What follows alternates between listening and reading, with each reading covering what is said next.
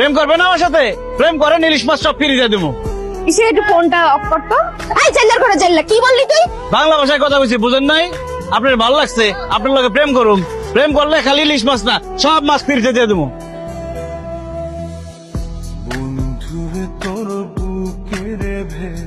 তুই আপনি এই জেলার করে জেল্লা, তুই কি ভাবছস এই স্যুট কোট পরলেই তুই ভদ্র মানুষ হয়ে যাবি? তোর কত বড় সাহস, তুই আমাকে বিয়ে করতে আমাদের বাড়ি পর্যন্ত চলে আসছস? Sweetie, how dear you! তুই মাথা খারাপ হয়ে গেছে?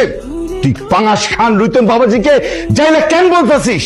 কারণ বাবা এরা জেলে। তোমার মতো এরকম ছোট লোক বংশের জাইলার কাছে আমার মেয়েকে কখনোই বিয়ে দেবো না। দাঁড়িয়ে আছে কেন? বেরিয়ে যাও, বেরিয়ে যাও বলছি। এই দোকান এখন বন্ধ করো, নাইলে আমি কিন্তু ভাঙা করে ফেলাম। কেন? আমার মাছের দোকান থাকবি কেন? আমার বিয়ার বয়স হয়ে গেছে, এখন আমার বিয়া করতে হইব। এই মাছের ব্যবসা যতদিন থাকবো এতদিন আমি বিয়াও করতে পারবো না, সংসারও করতে পারবো না। তোর মতো একটা চাল চুলাহীন মাছের ব্যবসায়ীকে আমি জীবনেও বিয়ে করব না। সুইটি, আমরা মাছের ব্যবসায়ী ঠিক আছে, কিন্তু আমরা চাল চুলাহীন না। এই ঢাকা শহরে আমাদের গাড়ি আছে, বাড়ি আছে, ব্যাংক ব্যালেন্স, টাকা পয়সা সব আছে। বিশ্বাস করো। আমার মেয়ে বিশ্বাস করলেও আমি বিশ্বাস করি না। যারা মাছ বিক্রি করে তাদের ঢাকা শহরে বাড়ি গাড়ি থাকতে পারে, এটা আমি বিশ্বাস করি না। আন্টি, আমরা শুধু মাছ বিক্রি করি না, দেশের 70 থেকে 80টা আড়তের মধ্যে আমাদের সিট আছে। আমরা ঢাকা থেকে বিভিন্ন জায়গায় মাছ সাপ্লাই দিই, এমনকি বিদেশে রপ্তানিও করি। আমাদের বাপ দাদা মাছ বিক্রি করতো, এই জন্য এখনো আমরা বাজারে গিয়ে মাছ বিক্রি করি। আমরা যদি কাজ না করে সারা জীবন পায়ের উপর পা তুলে বসে থাকি, তারপরও খাই আমাদের টাকা শেষ হবে। তোমরা মাছ ব্যবসা করে বাড়ি গাড়ি সব করে ফেলছো না? মিথ্যে কথা বলো, আমি তোমার কথা বিশ্বাস করি না।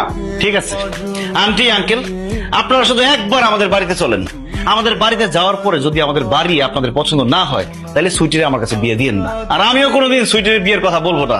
আপনারা প্লিজ একবারের জন্য হইলো আমাদের বাড়িটা দেখেন। আমার সাথে আপনি এখন বাইরে যাবেন, মহল্লার আশেপাশের লোকজনদের জিজ্ঞেস করব এই বাড়ি ঘর সবকিছু আপনাদের কিনা।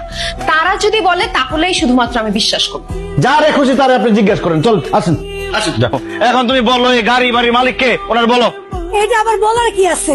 এই গাড়ি এই বাড়ি তো গো।